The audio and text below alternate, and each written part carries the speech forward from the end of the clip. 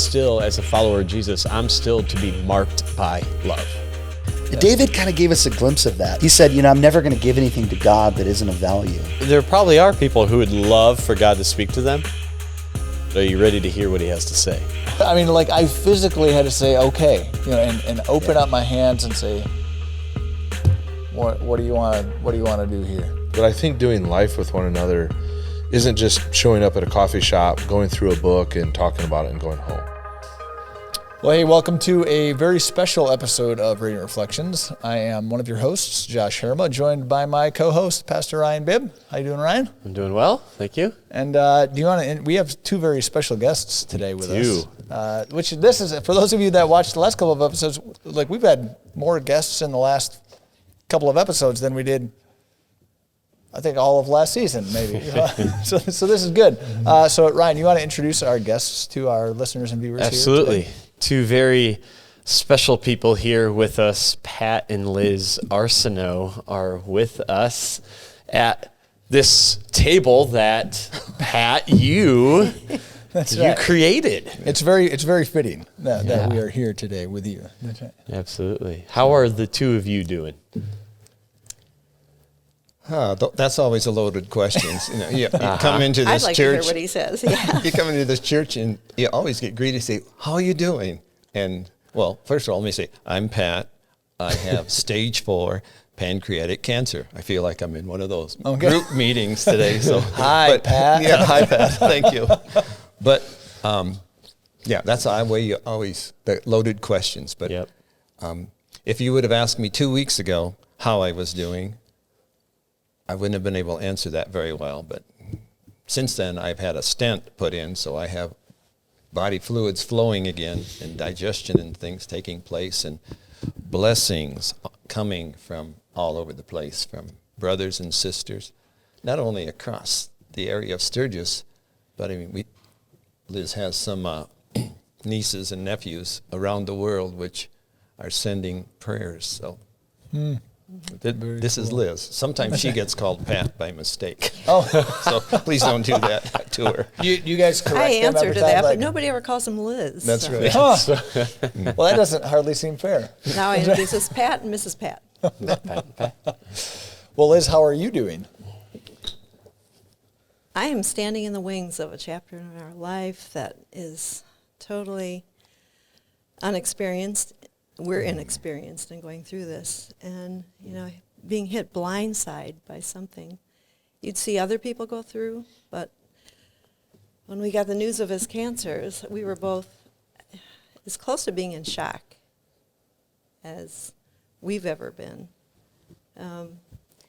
We're both retired, been retired 15 years from being school teachers, and we have had a great life, and we've got reconnected in a church that we love here, and just feel loved and accepted. And our health, I have just always been focused on good eating habits, good exercise habits, and to be hit with something physical that's so devastating is the expression hitting a brick wall. That's exactly how I felt. Mm-hmm. And right away I've been thrust into a role that I need to just take one step at a time, one day at a time, and remember that we're supported by hundreds of prayer warriors, from armies of prayer warriors. 16-year-olds who came up to us Sunday. He'll probably mention that to, 80-something-year-olds. And I think that's why he doesn't look sick right now. We don't know what's ahead, but I've been approached by people who have been caregivers, and that's a huge role. It's kind of daunting looking ahead and thinking, I don't know where this is going to go or how he's going to feel, and I just feel blessed that I know that I can call on people that have come to me and said, if you need to talk, if you need to ask questions about caregiving, they're there for me. So, but we've just seen remarkable support from people praying, and just the fact that he's feeling the way he does at this point is a blessing. So rewind a little bit. So, this is a very recent development. Mm-hmm. Like what got you to the point where, you're like, oh, hey, this wasn't on my radar before, but. And I have no history of any sort of cancer like this in our family, so I wasn't looking for anything. Both my wife Liz and I tested positive for COVID in the middle of January, so we stayed at home for our regimen of time, and I had sort of a lingering cough that stayed with me, and I thought, well, gee, I want to have this looked at. And my two of my children encouraged me, so I went to the doctor's office just to schedule a chest scan or x-ray, and heart and lungs were fine. And I said, well, let's do a CT scan. So he arranged that at the hospital and showed up some shading on the liver. So then I got the contrast CT scan done, and that showed up lesions, at least they didn't know at the time, lesions on both liver and pancreas.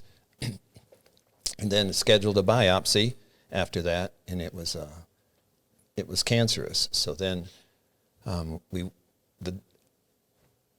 again, still no symptoms of pain or anything. So it was Silent.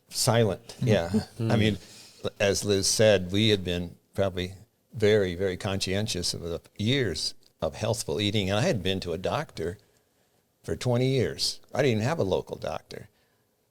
Even my career of teaching, I had one sick day, and that was an ear infection.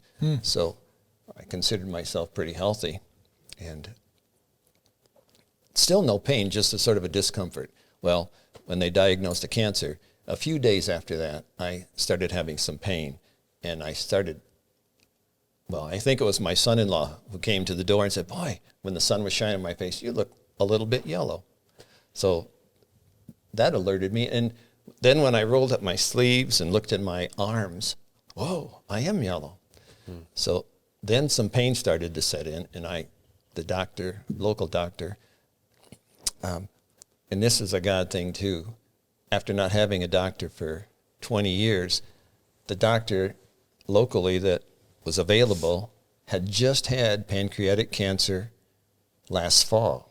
And his was discovered through a blood clot, and they did some scans of his body and detected he was at stage 1 of pancreatic cancer. So he had surgery, and now he's here, as my primary doctor, and he knew what I was going through because he had just been through that last fall.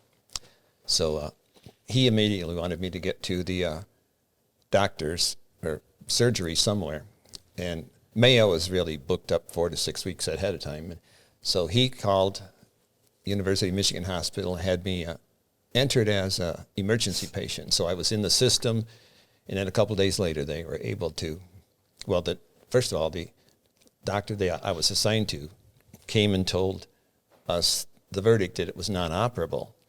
And it happened that Liz and our daughter Carrie was in the hospital room at that time, and that was against the rules. But one of the doctors, I don't know how, another God thing. We didn't break the rules. They allowed us. No. Thanks for the clarification. For the record. Yeah. For the record.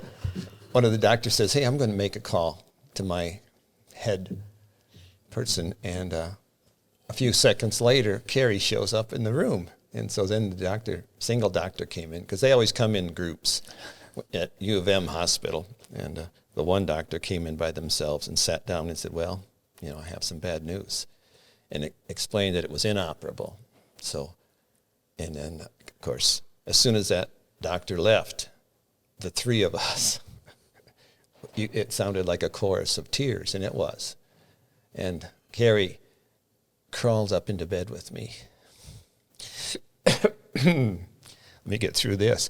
But said that, Dad, you've always been the human being that I've loved most. That's when I broke down. And the point of saying that was that through day one, when I started feeling ill, the Lord had given me a sense of peace about this, and I understand now what peace that passes understanding is all about, because I know what it is. I have had that peace. And, I was able to feel fine coming home from the hospital. But physically, I did have a stent in place, put in my duct that was blocked, and immediately the juices started flowing again. I started feeling better. The numbers started showing up better. So it was a life-saving relief that I had that pain eventually to get me to the U of M hospital, or else I probably wouldn't be sitting here speaking to you today. It was almost as if the Lord had allowed him to go through that procedure and improve to the point where he could function from day to day, because you're in a bad situation, but I have a job for you to do. That's why I'm looking at him, because he's just full of praise and peace about this. The Lord can still touch him, I believe. Yeah. In some way, he but hasn't he left me. already has, by just bringing people to the surface from way back, years ago, that have found out about it. Our young daughter put it on Facebook, and of course, the whole world knows right away, which is a good thing. But he has just really he's been using this time. For instance, a young girl in the parking lot stopped us Sunday after church, that unbeknownst to us. And he'll share something about her maybe, but it's just an example, an affirmation of how God is using this interim right now. You look at your life and you think, you want it to be as peaceful going into the end as anyone would, pain-free, everything in place. But everything was not in place when we got this news, but God is really doing some great things in him. Oh, yeah.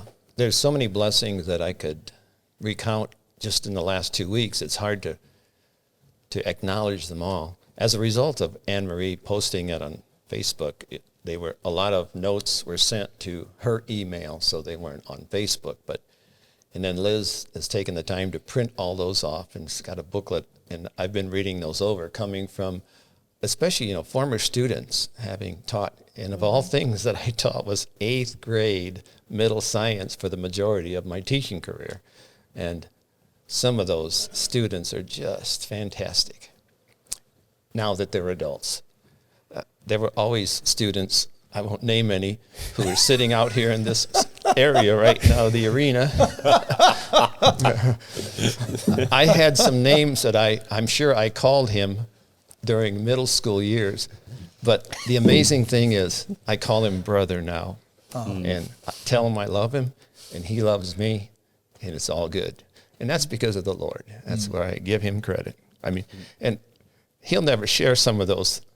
Being a weird 8th grade science teacher, and I'm an early morning person, those combination of things, thoughts come into my head that don't come into normal people's head. But Brandon is the guy, my go-to guy that I share some of those with, and he's got some interesting stories from me over the years. But getting back to prayer, we have, as Liz said, we have an abundance of prayer warriors out there. And I was standing at the window of my kitchen the other day, and the farm field right behind us had just been tilled the day before, and everything that had been there throughout the winter has been flattened. Well, all of a sudden, all these little corn stalks are standing up out there in the field. And the Lord gave me a picture of all of the prayer warriors that are out there right now, supporting me and supporting Liz. And it dawned on me that the commander and the chief of all of those warriors has never lost a war. And, I just broke down in tears right there. And there are battlefield casualties, on an earthly level, but the war has already been won. And that's part of that peace I was talking about that passes my understanding in all this. And there have been other blessings. I want to read the one that Liz just referenced from somebody I don't really know. She said, You could just, I don't know if you could can use I her read name. that? That's up to you. Yeah. I'm not going to read any names, but it's an example of how I've been blessed and other people have been blessed without me even knowing it. It says, "Hi, Pat. I told you this morning," and this was after last Sunday's service, and one of the things that was, if those of you who listen to the podcast or were here present, the live stream, it was a wonderful service, a blessing. And I'll tell you a little bit more about that in a minute, but let me share this. She said, "Hi, Pat. I told you this morning that I was praying for you as I was walking to my car. You were actually standing not too far in front of my car. I feel so blessed. I didn't leave until after you did. I rolled my window down and just listened to person after person come up and hug you and tell you that they were praying, and the whole time you were praising God. We don't know each other really well, but you are an inspiration. Many people, if they've had the same diagnosis like yourself this last week, would be in a puddle on the floor. And here you are in church, and that's where I would want to be too. And I can tell you that you are a dearly loved man. Anyway, just wanted to tell you again that I am praying for your healing. Sorry for eavesdropping, but not really, because I was the one being blessed. That sort of thing has happened time after time, unbeknownst to me, but, a blessing to somebody else. And it's just... The verse about pray without ceasing has new meaning. It doesn't have to be one individual continually praying, but I feel like all through the day there's somebody praying for him, for us. And I'm sure that that's why my pain level is not where it should be. I mean, it is where it should be because of all of these prayers. And it's such a comfort to know that. And thinking back in prayers, I wasn't always a Christian. I was born and raised in a church. As a matter of fact, I was an altar boy until I was 18 years old. But fortunately, the church that we attended was 10 miles or more away, or else I would have been in the confessional every single morning with my lifestyle. I mean, I wasn't a vicious person to other people, but I had no regard for a savior. But I didn't realize that at the time. Then I got a teaching job in Bronson, Michigan, and fortunately, I haven't even told Liz this before, that I think of her as my HS, Holy Spirit, but lowercase letters, of course. She was born and raised in a church where the Bible was taught, Bible verses were memorized, but not for me. That's not where I was at. And so the Lord set me up with her on a blind date in Sarasota, Florida. Who would have guessed? And we're still here. And she's still my lowercase HS. 47 years. Wow. Nice. But back to that prayer. When I was early teaching, right around the corner of us, there was this little cute Metzger girl that, I didn't have her in class because she was too young, but I was teaching junior high. And she came around on her bicycle with this biggest smile on her face and said, "Mr. Arseneau, my Sunday school class is praying for you." And, I just sort of raised my eyebrows. And then in junior high, we started going to this little church out in the country on a gravel road, Pleasant Hill Missionary Church. And then some of the junior high kids who had me in class were telling me the same thing. "Mr. Arseneau, I'm praying for you." Well, it wasn't long afterwards when I heard the gospel of Jesus Christ preached and salvation. That's the first time I'd ever heard it growing up. And Liz and myself and a good friend, Stan Mayer, and his wife were all baptized together a few weeks later after all of these prayers were being lifted up on my behalf and our behalf. And later on, this little girl, you want to share? oh, yeah, that? tell them about it.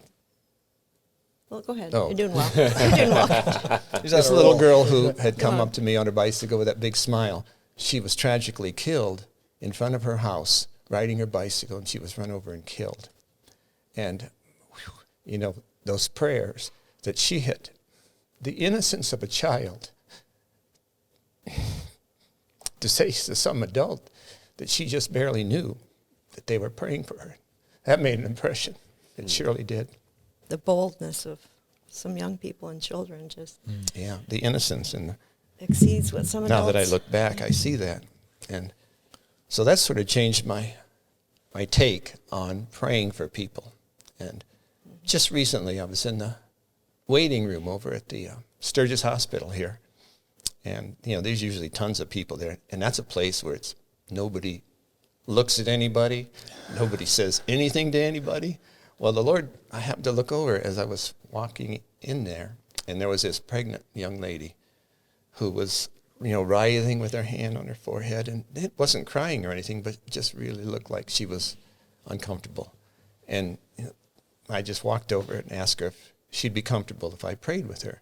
And she got these big eyes, first of all, and she said, sure. So I sat down, held her hand, and prayed for her, and just led by the Lord to do that. And then the doors opened, and they called me in for my blood draw.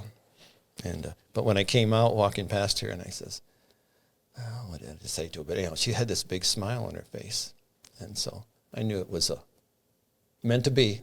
So when you get those proddings, and that's one of the things, again, I reflect on that is preached here. It starts here, and it goes out into the community. And when you take that with you, when you walk out those doors, and you're told to be radiant, well, you be radiant. So lessons learned. And somebody turned on a switch. Not that he hasn't been real animated before. Yeah. He was like that in the classroom and just talking to people. But it's just blessed how many opportunities have just come in front of him since this diagnosis. And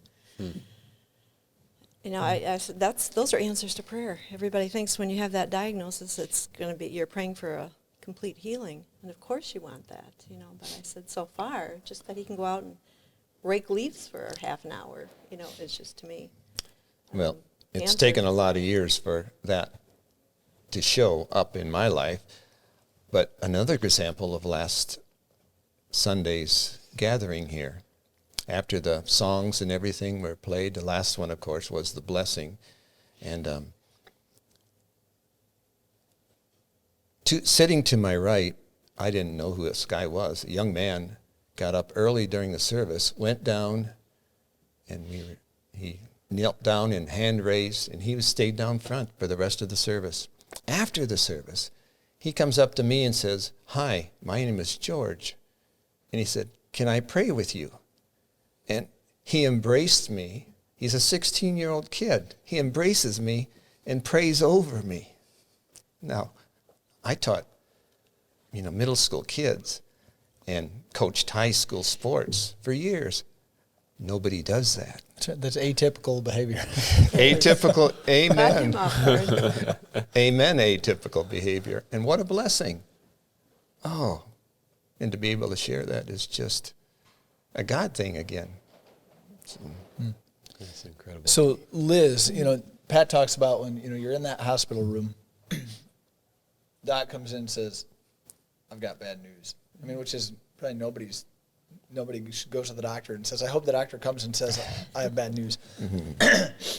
What's the first thing that goes through your mind when you hear that? Again, Pat, you talk about the chorus of tears, but like You do. There was a flood of tears. Where do you go mentally in that? Like I'm trying to put myself in that, and I can't. Like Well, I don't know. I can't.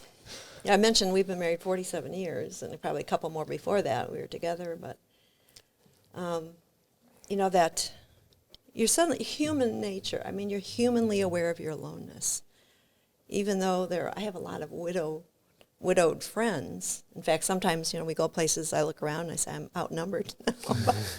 Widows, and they've gone through periods of grief, and it just stops you in your tracks. And I've mentioned a couple of people like hitting a brick wall. That's kind of exactly what it is. We envision our life going this way and ending happily ever after. And we've done some great trips and gone places on the motorcycle and overseas traveling in our retirement. So we've been blessed. But suddenly, when you've spent years with somebody, they're half of your life, half of you, more than that. And it's daunting. And even though we have kids close by and grandkids, you just realize that the Lord is going to be your complement,